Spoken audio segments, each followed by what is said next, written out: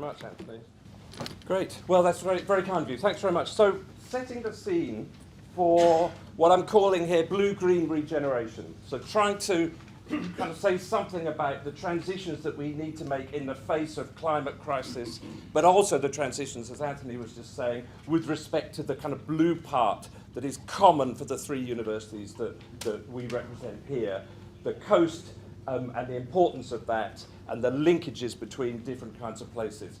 So some principles, some ideas. I'm going to talk about hope, evidence for hope. I'm quite keen on that as a kind of optimistic kind of language. There's a middle bit where I just switch into a different mode, where I'm just going to do a reading of something from my new book, just to kind of set the scene a bit. It's only about 4 minutes, so it's fine. You can snooze during that bit if you want. But it's essentially what I'm interested in is storytelling. Actually, how we tell stories, not just the difficulties and the challenges, again, as Anthony was just saying, but the evidence for hope, how we create something that drives engagement and possibility and creativity. So this is the kind of story, this is the kind of start of the story then. So at Lowestoft, up the Suffolk coast, there used to be a beach village called the Grit, down on what's now called the Denes. And I was talking to an old fisherman a few years ago who had grown up on the Grit and was 80-year-old fisherman who had been on the drifters. And he leant across the table to me when we were chatting. He said, "You know, boy," as he would be saying, he said, "You know, boy, we were much more kind and tolerant in those days when we had the fishing, because we travelled out to other places across the North Sea and the North Atlantic. And we got stories from other places and gifts and generosity and kindness and came back with them to the coast." So a kind of definitional story about a lot of the coast. I didn't intend to use the B word here, but the Brexit word is kind of hovering in the background, isn't it? But he said it wasn't always like that. It used to be that we had these commonalities with places across the sea. And when you talk to people on the coast, I've kind of defined in my mind the North Sea and the North Atlantic as being an inland sea, not the edge, not the periphery, but the centre of things. And people look inward to the sea, and they look to the places in Netherlands, Denmark, Norway, Iceland, the Faroes, the Scottish Islands, more closely than they do 10 miles inland here. So 10 miles inland to him would be Beccles, another country. Denmark, close by. Good friends. So I think there's something about the coast that we should be trying to kind of say something kind of slightly different about the kind of context. So there wasn't a plant with Anthony, he just mentioned it in passing, but actually 2 of my books have been about the coast. I walked around the whole of the coast of Essex, Suffolk and Norfolk, that was all of it, 400 miles over the course of a year, wrote 1 book. And recently this Sea Sagas book just come out this week. There's a lucky opportunity there, isn't it? But essentially, that's the stories in that are following these very kind of communities and countries that look inward to the sea, and it tracks sunwise from Iceland around the North Sea, back to the Faroes and back to Iceland again, a kind of clockwise set of stories and tales about the linkages between places and people, and what that might mean for our practice and policy, because in the end, that's what we want to bring it back to. I'm also chair of a couple of regional commissions, and it's interesting that the work that we've been doing on the Climate Action Commission within Essex, and also a new commission about the renewal post-COVID, what do we now do and what do we think, is that we haven't been very strong about a vision for the coast. It's been very good in lots of other kind of areas, but it hasn't defined the coast, the seaside, the estuaries, the marshes, the cliffs and everything as a specific focus of activity. And I think there's a real opportunity for us to do that. I mean, that's why it's so nice to see so many people here. So this is the kind of context then, the edgeness of the land, the light at the edge of the land and the sea, the light to one side. It is a liminal, creative, magical place, fearful, clearly. The graveyards in the churches on the coast fill up more slowly than the ones inland, because lots of people drown at sea. So there's a kind of well-established kind of context, it is fearful living with the sea. But at the same time, that edge, instead of being defined as a periphery which is difficult, far away from centres of power, if we turn that around, create a figure ground reversal, and start saying, well, this is a place where interesting things happen, then I think something new emerges from the territory. We're going to hear from Chris Whitty this afternoon, and many of you will have had a look at his report. I've said 2022 there, it's last year's annual report. So he says in that report that these are some of the most beautiful, vibrant, and historically important places in the country, but of course, as well, some of the worst health outcomes. And then they are terrible. I mean, Blackpool with 18 million visitors, you would think that ought to be a source of kind of success for a community. Life expectancy 10 years lower than the national average. I mean, it's shocking, really, that we should appear to allow that to happen. So I want to start with that kind of proposition about creativity. And the core idea here is this thing called, I'm calling kind of blue-green regeneration, trying to target both the green transitions towards a green economy, pre-climate crisis, hopefully, but also the need for blue ones as well. And three targets, really, that define where we are, with the same kind of proximate cause, really. Climate crisis and collapse, incidents of extremes of climate, fast-growing social inequality, fast-growing carbon emissions, despite the kind of pause that happens during COVID, it's still going up. At the same time, sea and marine collapse, warming waters, sea level rise, loss of fish, loss of small-scale artisanal fisheries everywhere around this North Sea and North Atlantic. Every country has adopted, at one time or another, extractive models of quotas, which meant getting rid of the small fishers and putting all the effort in the big ones. And that carries on today. I'll come back to this in a bit. And just continuing social inequality and injustice in coastal areas. Low community engagement, rising inequality, and so forth. I think it's fair to say a kind of abandonment by policy. They're far enough away that we can just kind of forget about them and just assume that they continue to be a problem. So there is this need, I think, for national, regional, local policy and practice, transitions for blue-green regeneration. Hopefully, we can play a bit of a role in that. But the trouble is, this word regeneration has been beaten to a pulp by the heavyweight boxes of policy, smashed it to pieces. You know, regeneration just bandied around without meaning anything in terms of principles, I think. Maybe I'm being unfair, but mostly it's kind of, it's a kind of a whitewash of everything that really is needed. So I've just set out 6 principles here about actually what do we mean by this? Well, it's about creating life, healing, not stealing the future. It's about changing whole systems, not bits of them, not assuming that regeneration of the Northwest will happen because they happen to get a new Eden project. No, it's not going to happen. It's not going to affect the rest of Morecambe. It might be great for that, but whole systems. Creating new natural and social commons. I think there's a kind of language there about sort of thinking about stuff that is for all people rather than just a few. Building local assets, coming back to this in a moment, then creating, hopefully, synergies, spirals, spillovers, doing one good thing here, benefiting something else over there, and then engaging public and citizens. Because I think at the core of this is a public engagement challenge, to hear that creativity at the coast, to actually determine what we wish to be doing. So in looking at the coast, it struck me that actually we've got 3/4 very different kinds of locations that fall in different research silos, very different policy silos, and are not really well connected together. The 3 big ones, seaside towns and resorts, so that language around, you know, the seaside, here it would be Clacton, or it might be kind of Lowestoft or Skegness or Margate, would be kind of seaside towns. Then you've got ex-fishing ports, they're mostly ex. There are a few, you know, kind of Lowestoft's got 2 fishing boats, I think, left now, when at one time it had as 500 in the harbour. I mean, we know this kind of story is common. So mostly the ex-fishing ports. So the fishing bit sits completely separately to the seaside resort bit, and then the marine, coastal, estuary, island, natural environments in between those places. Lots of work on that, but not well connected up to the places where people live.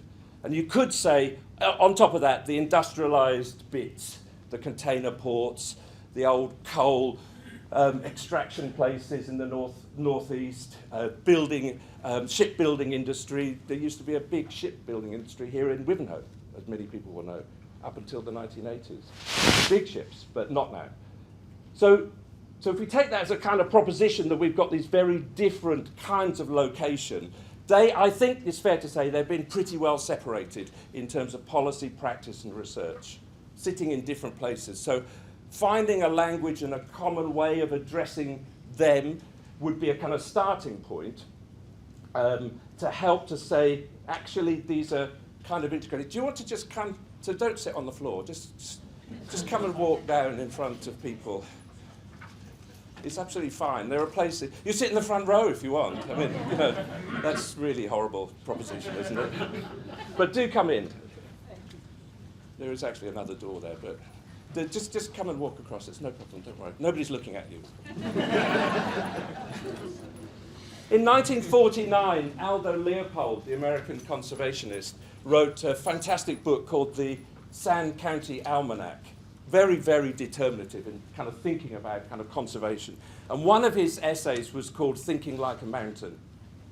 And it followed from the shooting of the wolf. He realized that when the wolves were shot, the deer increased in numbers, and when the deer increased in numbers, they ate the vegetation, and when the vegetation went, the soil eroded, and the water disappeared, and the landscape was kind of damaged. That's the storyline behind it. So thinking like a mountain has become a sort of iconic way of saying, think about whole systems.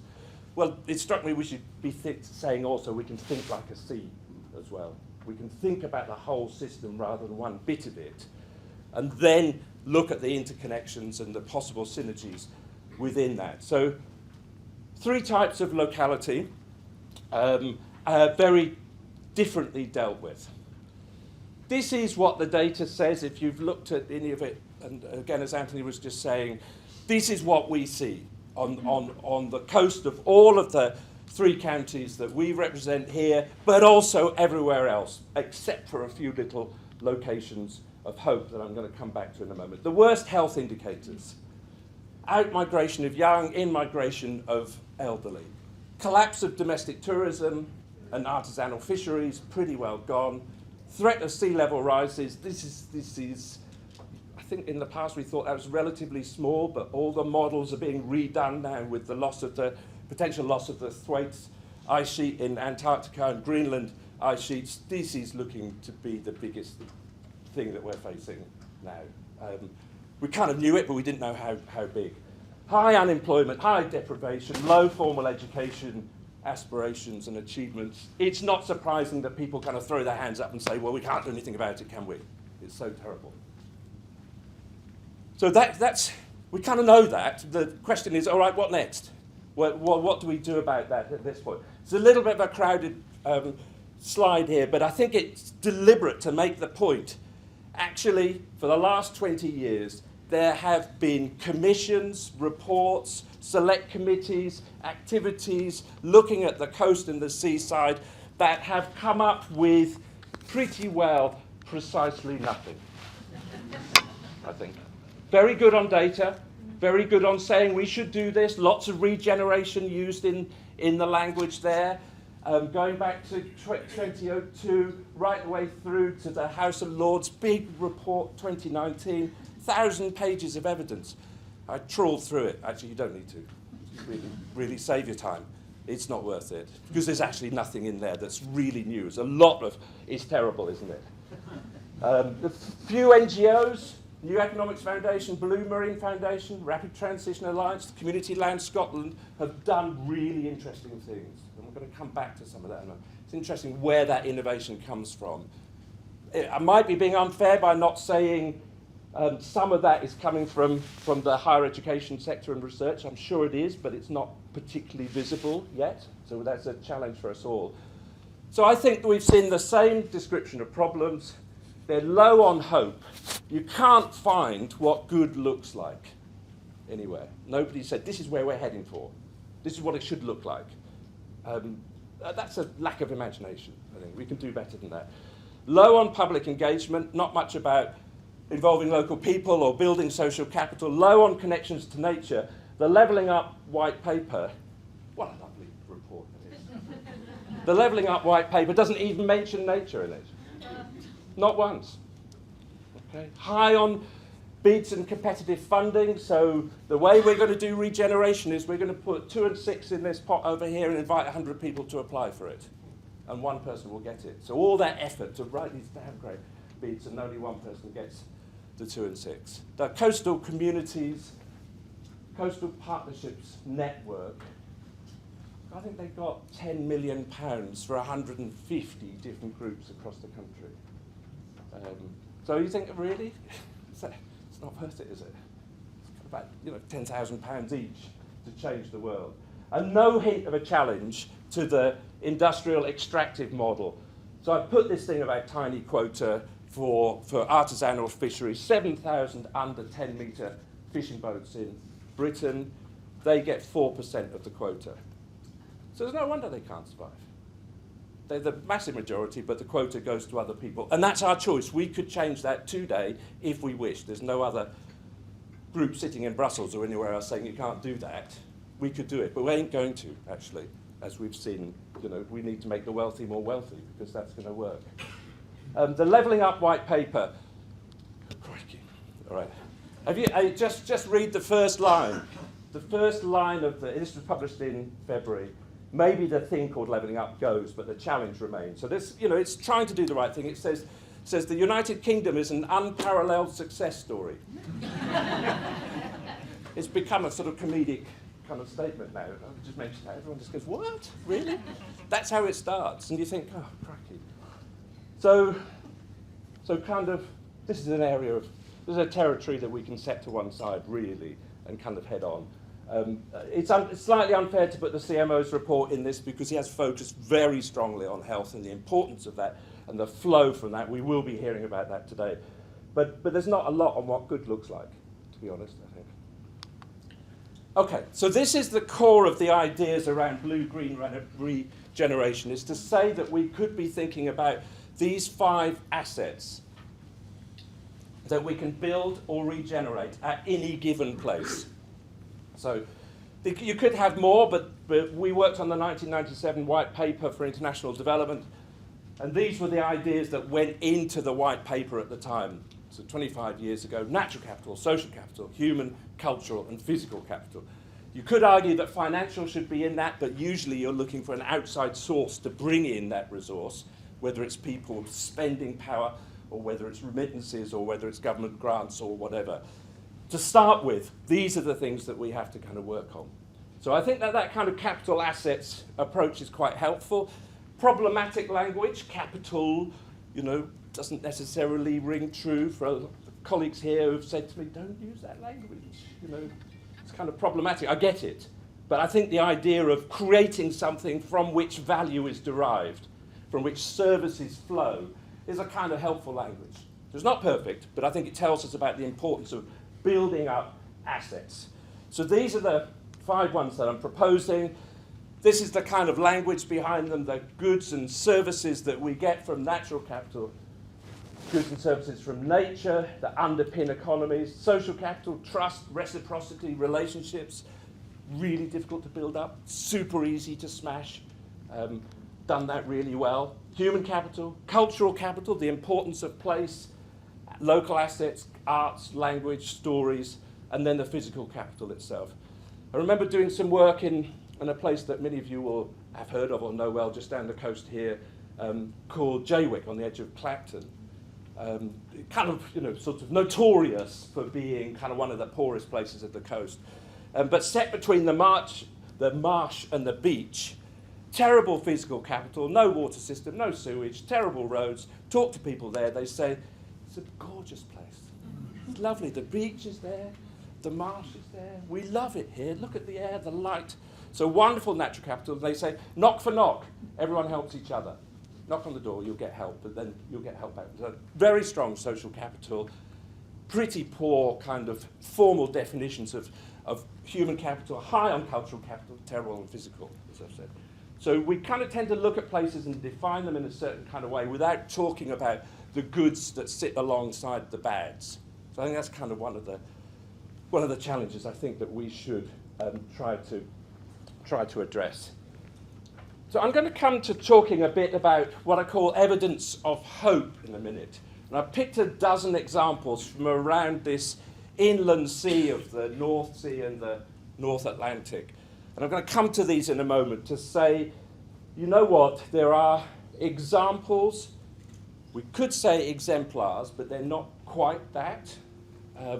They're not kind of perfect in any sort of way, but they point towards where people have made transitions involving psychological change of the people in the systems, often, you know, going from a point of no hope to a point of oh, that's really interesting, we could be doing that now, and making the kind of transitions. So I'm going to skip through these in a moment to tell you about this kind of thing called hope.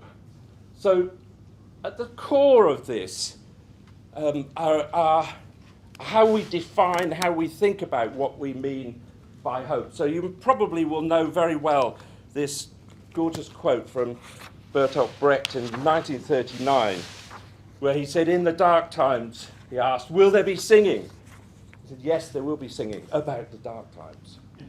So just because they are dark times doesn't mean to say that we shouldn't be trying to be creative in the middle of them. You could argue there's even more need for it. So in the dark times, we should be finding ways of telling stories, telling song, celebrating things. Lovely Tuscan proverb here that I wanted to draw your attention to. A tale is not beautiful if nothing is added to it. So the whole thing is, if you're going to get kind of engagement, then people are going to come with ideas and they're going to change the core of it. That's success. We don't have any kind of ready-baked methods in all of this. We've got to invent them and develop them. And Rebecca Solnit wrote this wonderful book called Hope in the Dark a number of years ago, Californian writer, big walker as well.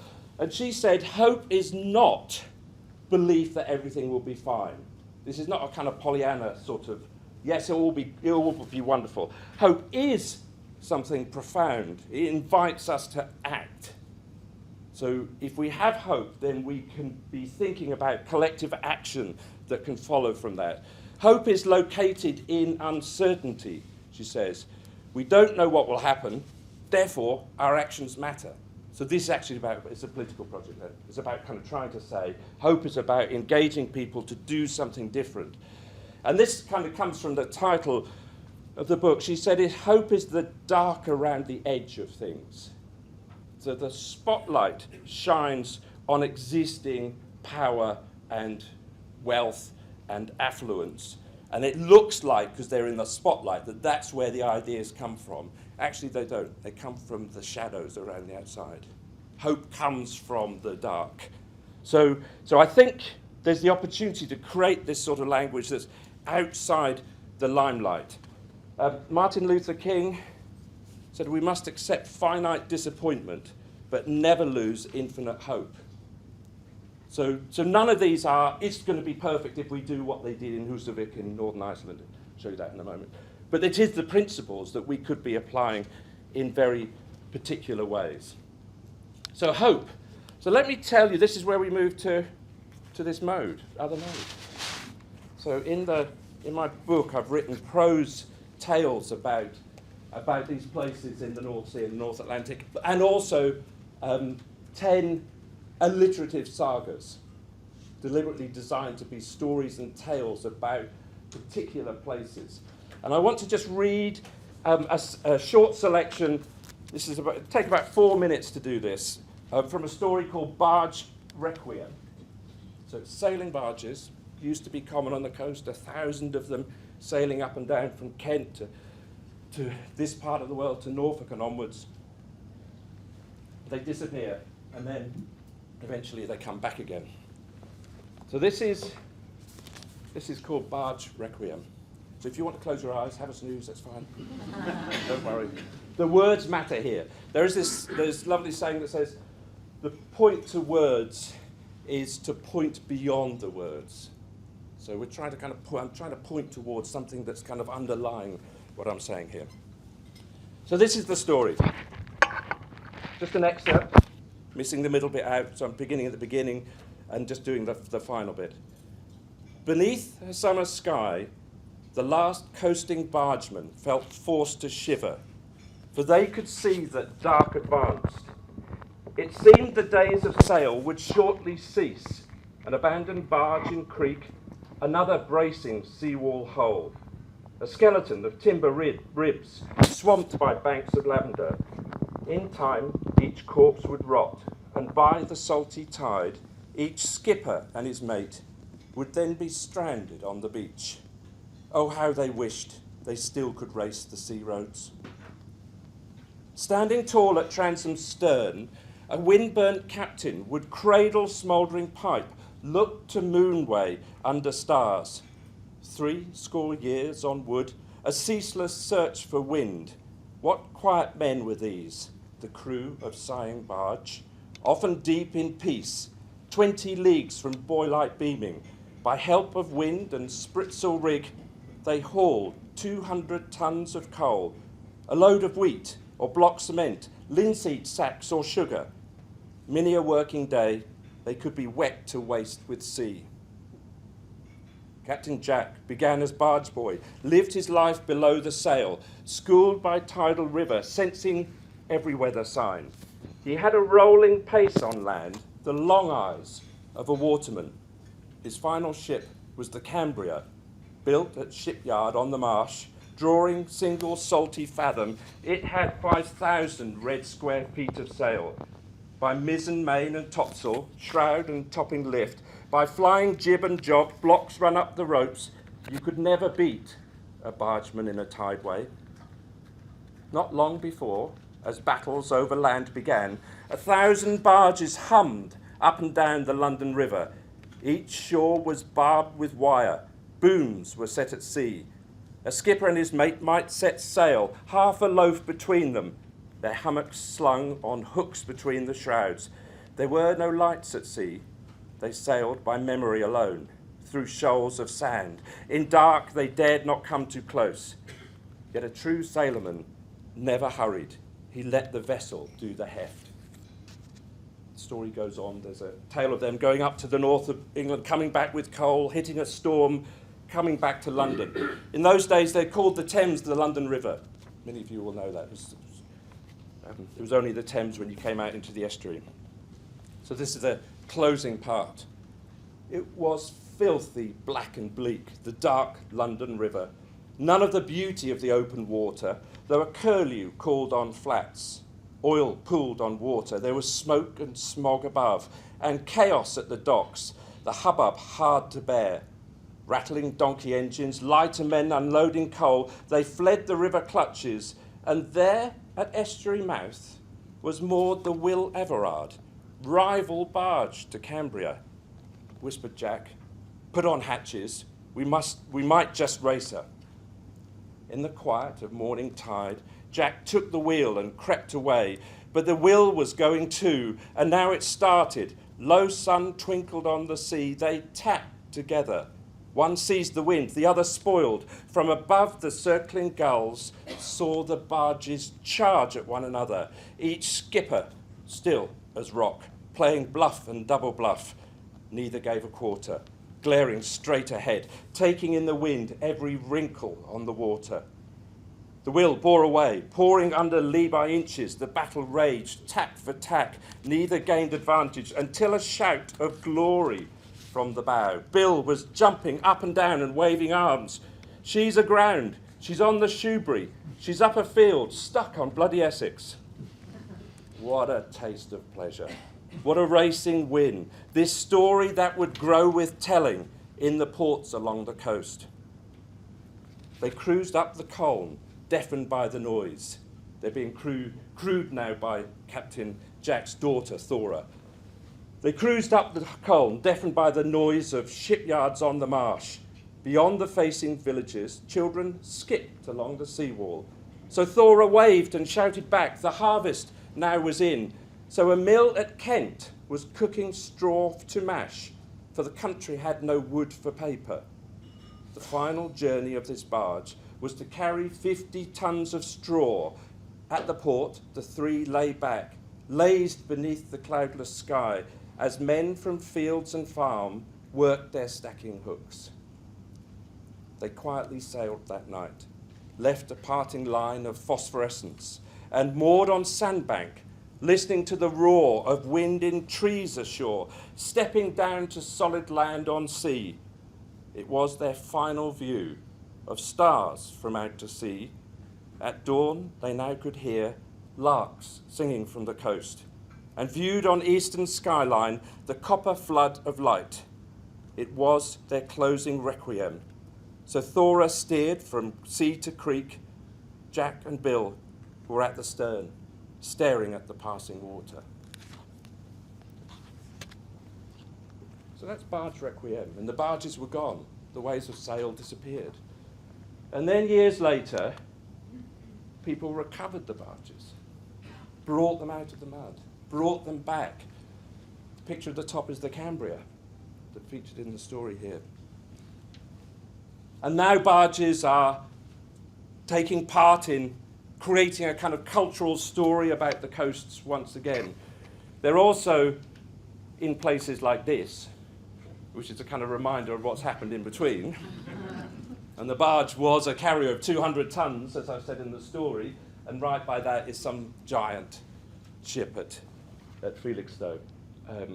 So this thing about the kind of change, the collapse, the loss, and then the recovery of hope, I think is the thing that I want to feature here. So let me change pace again and skip through these 10 examples of dozen examples of evidence of hope. Let's start right at the north. So Husavik in Iceland.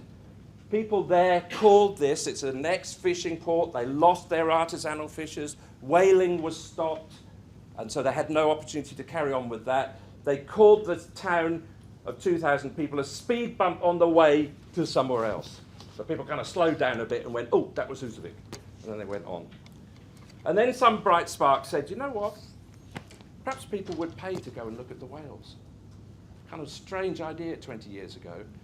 And then, boom, they changed the fishing fleet. They go out to sea. Now 100,000 visitors come a year.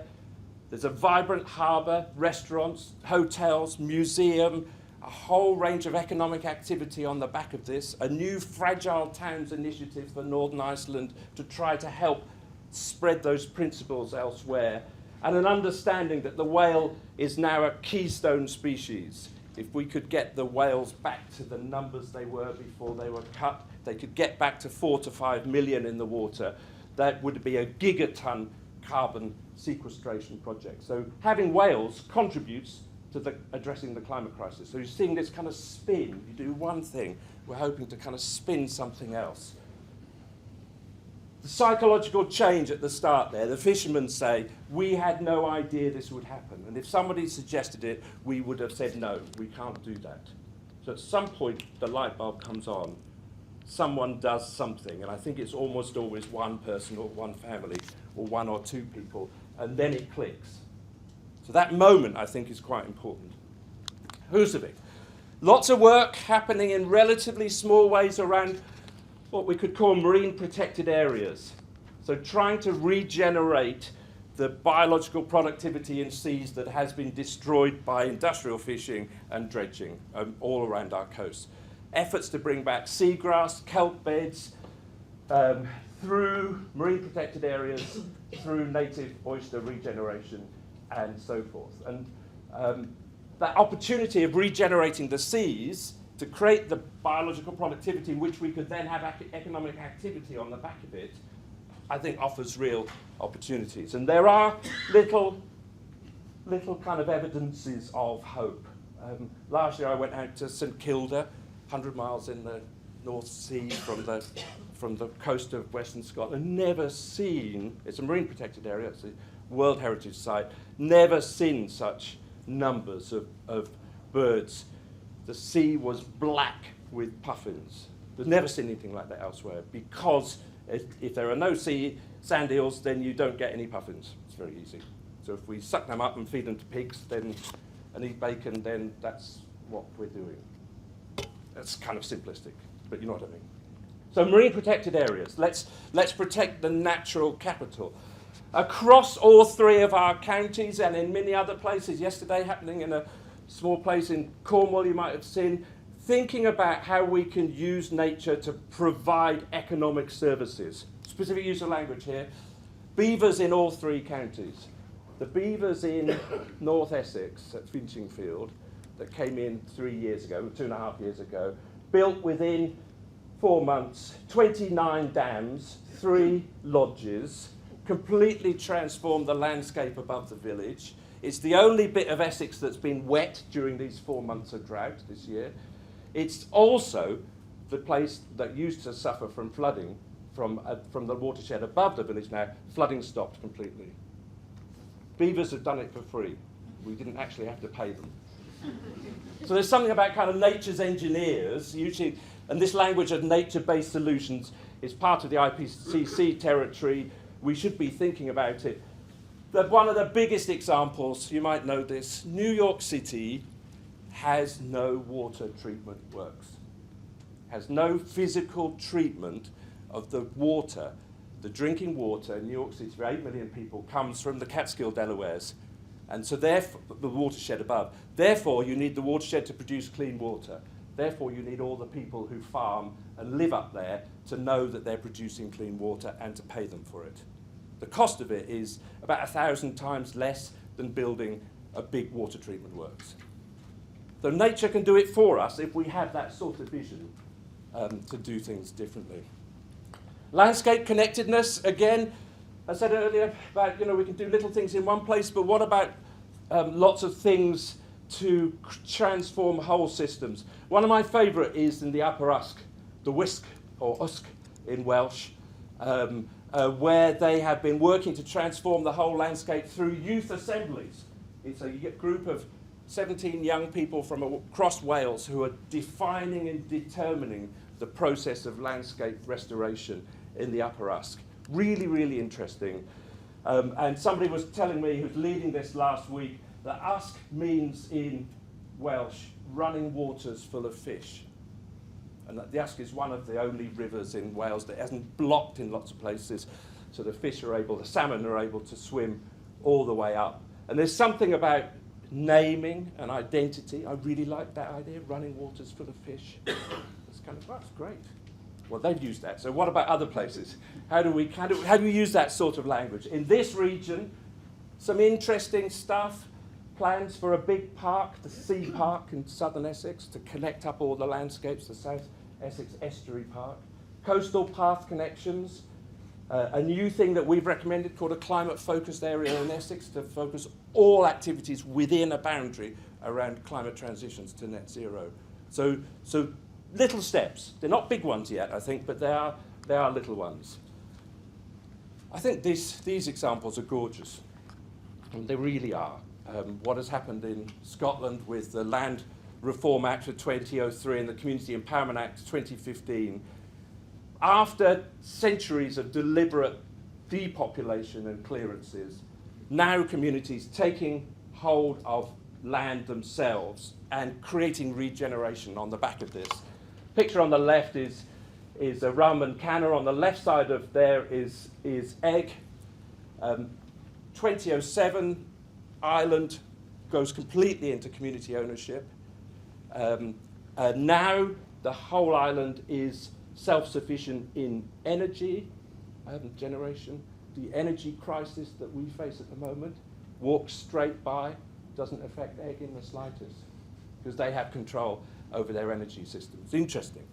There are now 400 community assets across Scotland that have been created, 27 of these big island and community estate schemes, more jobs, housing renewal, community energy schemes, local food systems, increased tourism, etc., etc. Really nice model for regeneration. But small numbers. And we're talking about 100 people on Egg. But Skye, where these pictures are taken, goes from 6,000 people in the 1960s to 15,000 now, on the back of community ownership and regeneration. I mean, the bridge made a difference, of course, to bring in tourists, but there's part of this story about how we create the. So we're not going to be able to do that in this region, but we could take some of those principles to think about community care, ownership, sense of pride. Coastal partnerships up and down the coast, these tend to sit between the spaces where people live. They tend to be focused on estuaries, bits of coast, the natural places, and so many really interesting collective action emerging. So kind of social capital being built to deal with drainage, erosion, coastal resilience. Some really interesting data on the high economic returns that come from them. New Economics Foundation have done this work on the Kessingland and Benneker Broad system in Suffolk just recently. Big economic benefits and big well-being benefits for the local communities in the super poor part of North Suffolk. So that's kind of, you start to see a sort of spin-off from those as well. We could be thinking about creating assets and pride in the Lofoten Islands, the taking of the original paintings by Gunneberg in the late 1890s and saying what did they look like, how can we recreate these Rawbur fishing communities that can be used for tourism, and to create culture and identity on the back of that. So you've got to create something that people feel strongly about for some reason, usually history is important, and then try to find ways to kind of sell that. So rather specific, but building on identity and pride. Across the region, lots and lots of kind of cultural efforts to bring people together.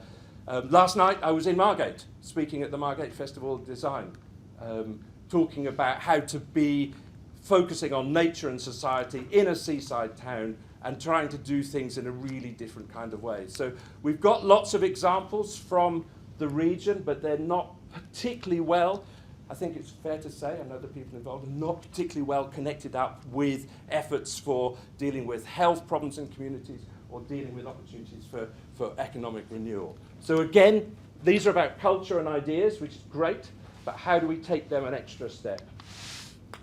Couple more examples. Shetland Isles. Shetland declared independence in the 1960s. Some of you might know.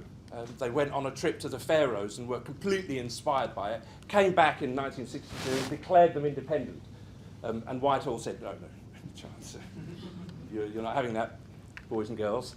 But what they did do from that cultural identity and strength is to apply, as soon as oil was discovered, they applied a large local tax system on the oil, which they put straight into community funds to fund and still funds festivals, folk music, community regeneration, local engagement, a whole range of projects. Really interesting. We could do that in other places, couldn't we? Strikes me, but we probably won't.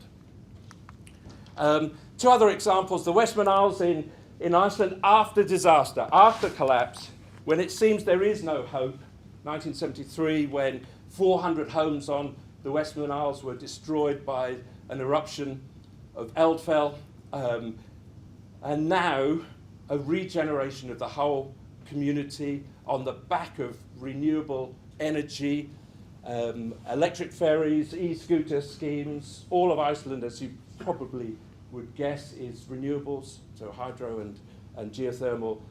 So anything that runs on electricity is good. The electric ferries are fantastic. You think, oh, that's good, we could do that sort of thing. But the regeneration of the fishing, tourism and local culture is super interesting because they start to put those components together. Last two, Almere. Lovely place across the water. Just jump on the boat at Harwich, pointing in the right direction here. Harwich, over there. Go across to the Hook, scoot up to Almere. The new city on Isselmere. A living experience, very interesting, not centrally designed, an emergent property of the people engaged in it. So trying to develop mixed neighbourhoods, urban food systems, natural access, so-called rainbow neighbourhoods with different colours to the buildings, floating houses, community heat and power. Really interesting that it wasn't centrally designed in the capital. It was an emergent property. It's not far from Amsterdam, but something different kind of emerges when you give power and strength to local people. And finally, I've saved this one for the end. What has happened in Copenhagen, you probably will be kind of aware of in terms of their current image because it's been very well projected, but it wasn't always like this. 15 years ago, it was a city that was really bad for cyclists, really bad for engagement with nature, with a dirty, polluted harbour. And people turned it around. They created cycle infrastructure, put in harbour swimming baths, cleaned up the harbour, put in special swimming baths for people, changed the whole system of Copenhagen, really, with large economic benefits, as you can see here, and big impacts upon air pollution, traffic accidents, health that flows from that. But the interesting thing is that you say, oh, that's Denmark, isn't it? Of course. They do that sort of thing. Actually, they didn't beforehand. That's a modern identity that has emerged. So there's no reason why that sort of thing shouldn't happen in other places. We're just lacking the imagination to make it work, it strikes me. So where does this all leave us? Well, I think with this kind of idea of sloth, which may have kind of antipathy with the current national narrative, I don't know, just guessing. Blue-green regeneration was going to have to happen without much money, isn't it? Because they aren't going to be in it for a while. So we need to build on those 5 capital assets, focus on creating, making, healing, improving, putting low carbon living at the centre of things, and seeking to move away from the age of extraction. Now, I think this will come anyway. It'll either come after the climate crisis or beforehand. If it's after, it'll be pretty ropey, because we'll have gone through a bad time to get to that point. So it'd be really nice if we did it beforehand. So that's my kind of shorthand. But we're going to need to create new platforms for engagement, new radical policy and practice, new ways of thinking. Let's begin with the coast as a way of doing that. And here are 8 wild ideas, 5 on this slide, for blue-green regeneration. We could start in all sorts of different ways, and this is not a menu, but it's just to say, how do we do this sort of thing without much money? Local and community energy systems, as I've mentioned, that's got to be at the core of what we're doing to get out of the shadow of the fossil fuel. Climate action committees in every parish and town. I'm doing a lot of work to help form them with 25 groups in Essex, local climate action groups across the county, to say we've got to build that up. But there are 275 parishes in this county, so it's going to take us a while unless other people start doing it. Youth assemblies. There's a single youth assembly in Essex. Let's have them in every district and borough and every town. Let's start with that. Let's get some different voices in. What about the 4-day working week? Works really, really well. I'm not looking at the Vice-Chancellor. Lots of interesting pilots, but if you were a community on the coast, why not persuade businesses to think about different business practices so you can attract people in to live and work there? Think about food sheds and foodways, the importance of healthy diets, slow food, slow seas, regenerative ag, and so forth. Part of the story. Designate MPAs and marine national parks, another way to kind of say we've got to look after the productivity of the waters in order to create economic benefits. Citizen science projects, and a low carbon good life. And the handout that you may have picked up, if you haven't, there are others available. This one here. This is the 30 for 30 campaign that I've been leading on regionally to say, here are 30 ideas to cut your carbon, but if you turn over the page, the interesting thing is the stuff that's defined as the good life.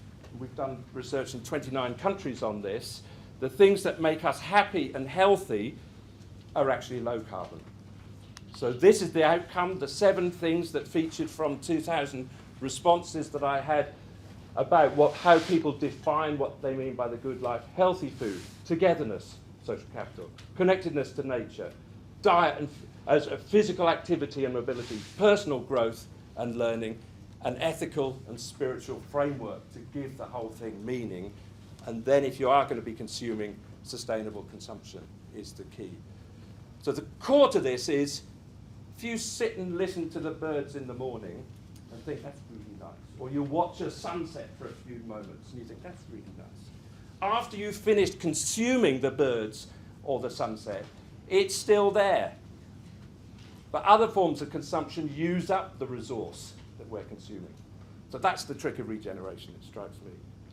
So nicely, these things track onto health benefits, longevity, healthy long life, immediate benefits for health. So I think that's kind of part of the story that we're interested in here.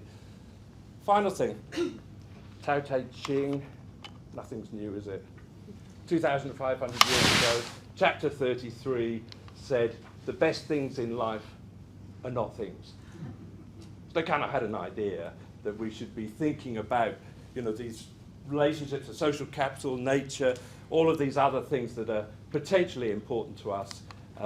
And of course, the sun eventually goes down, not much on the East Coast, but there are places where it does.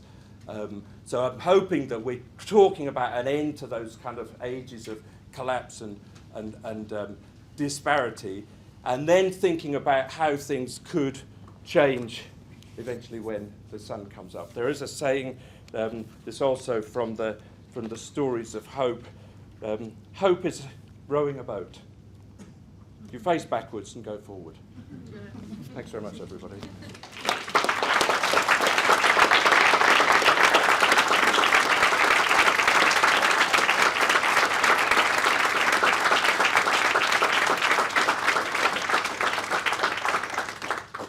Looking to our organiser, Phil, we've got a few minutes if people want to make kind of comments or observations, or you can say people are really ready for coffee. So it's all on you. If people have questions, comments, as Jules says, we have got a bit of time. I've got a microphone. If you, I'll do the gentleman in the red jumper type of thing that they do. It's a very well selected audience, of course, very balanced. I'm going to make a comment on that, actually. Yeah. Thanks very much, Jules. I'm Shane Well, I'm Deputy Vice Chancellor for Research and Innovation at the University of Kent. A very, very powerful, inspiring presentation and talk. A couple of things that struck me, and then a question. One of the things that struck me was you did seem to be suggesting that we shouldn't be looking to, certainly in this country, to central government to help us with this. That was quite striking, and I think that that seems right to me. The second thing was that most of your examples weren't from England, and that's also striking and concerning and telling. My question then is around, this is a presentation, the majority of us here I think are from higher education, right, so we're from the universities, and it's really about who leads this locally and what role HEIs can play in that. Because it did seem to me from your presentation that much of this is being led, as you said, locally, but not necessarily by HEIs. They didn't really feature. Now, I'm not complaining about that, but I think it's an important thing to reflect on. I was at a week or so ago at the University's UK Conference, where there were presentations on the image of universities in the country right now, and some very interesting things said about why we keep finding ourselves being presented negatively in the press and by government. And the argument that was made was really what's needed is not for our vice chancellors to go out and tell the world how great we are and what a difference we're making, but for business leaders to be doing that, for business leaders, for local councils, we're saying, to be making the case for the difference that we can make.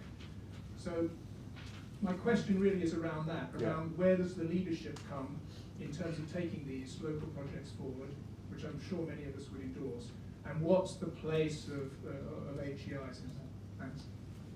Very good point. Yeah, I don't think I meant to say central government shouldn't have a role or definitely doesn't. I'm just lowering our expectations, if they aren't already fairly low. Of course, things will change, and resource does exist at the centre. We need national policy frameworks, and we need to be aware of them and respond to them and try to change them, all of that. But in the space that exists around that, I think I'm kind of saying, well, let's kind of proceed and put a lot of effort into where we think we can make a change. I think the thing I would say about HEIs is I think that's a good analysis, that we've been a bit defensive and not enough saying actually how do, and I have a headline for this in work that we do here, how do ideas improve lives? And how do we demonstrate that? So all of us will have kind of areas that we work on, that we feel strongly about in our work and in our community and home. How do we turn that into let me use the language I was using before, stories.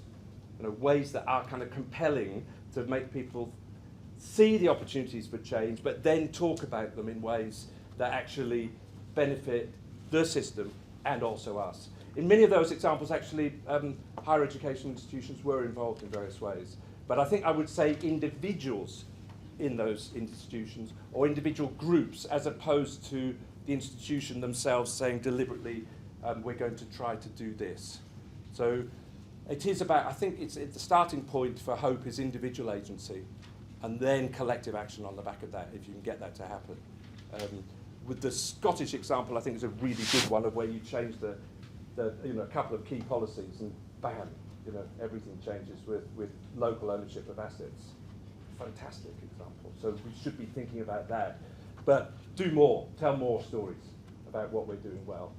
And I'll include everybody in the community here as well, not just universities, but partners and whom we work with and whom we live with side by side. We go to various towns and we examine, and what we do in the first instance is we go along and we get together a group. We ask the council to bring together a group of people to represent the views, to find out what the barriers to growth and happiness is locally. The barriers are good.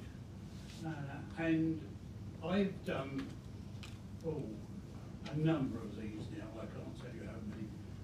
And in my memory, I've seen further education, I've seen community, I've seen civic societies, I've seen health, but I have never seen HE represented at one of these groups. Now, somebody's missing out. Is it the council who aren't aware of what you do, or is it the university? Now, I was also a councillor, and I know that we had the most terrible trouble trying to get engagement from universities in Ashford, and that would have been Christchurch or Kent. There seems to be all sorts of barriers to just talking to each other, and that's half the battle. Why don't we talk? Okay, good. I think that's a comment rather than a question. So I take that, absolutely. That's why we're here. Let's build more links. And common language, I think, perhaps that can be a problem with it. Let's do one final. Yes.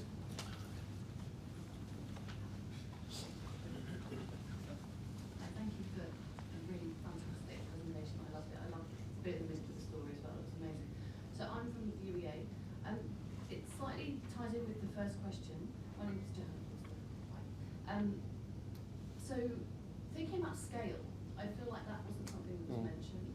The examples you gave were superb, but they were all also, with the exception of the last one, relatively small. And if you've got, small communities, for example, in Iceland, where they are able to tap into geothermal energy, other energy sources, we're thinking about reducing our emissions and reliance on fossil fuels. We're thinking about how we might do that at scale. I'm just interested to hear your thinking on that. Yeah, I think really good. That's a good, kind of exam question for us all, isn't it? Because I think the hope emerges from small things to begin with. It emerges from individuals. I've had people, say to me in talking about the climate challenge and specifically, say actually somebody said this last night at the talk. Effectively, well, why should I do anything? I'm going to be dead soon. And it's kind of like, oh, right, okay. That's sort of missing, there's a kind of fear there about doing something as an individual to try to change things. So I think there is, we have to start from that individual agency to make changes. When Katrina comes through southern Louisiana and smashes New Orleans, all the boat owners in the Atchafalaya swamp, which I know quite well, load up their boats on the back of their vehicles and drive through the back ways past the police blocks into New Orleans. None of them thought they could rescue everybody, but each of them thought they could rescue one person. So I think there's a kind of starting point around individual agency, and then your exam question is, oh, very well, but how do you make that kind of bigger? So I think the first thing is actually is in storytelling, is about saying, over there, that was that interesting thing, And we should take hope from the fact that they were able to do that thing. We could even go and visit them and learn about it, and then start to connect up stuff. Some bits are going to be more difficult to do. For example, the energy system one. If you're on a small island, you can imagine changing the whole energy system. More difficult when we're all kind of locked into the grid. So then we need big policy change. But let me give one example. Denmark, back to Denmark again. Denmark's building a big floating island 70 kilometers off from the coast of Jutland that will have the largest wind turbines in the world on a floating island, so not tethered to the ground, the seabed. We'll be able to get the high winds in the middle of the sea. That one bit of technology will provide 150% of the energy that Denmark needs in one thing. And they're already quite renewable already. So they'll sell the other 50% to the likes of us, who are going to slow off the mark relatively. So there are kind of options there that we can nudge or push or persuade policy that has the opportunity to make structural change, as well as take the action at the same time. So it sort of goes back to the question you were saying, is there a role for the centre? Sure there is. But I think we have to drive the story in the first place. Can I ask just one final point to that? I think as well, the framing of it's really important. So we give examples where, we've seen an acute event like a volcanic eruption or a hurricane.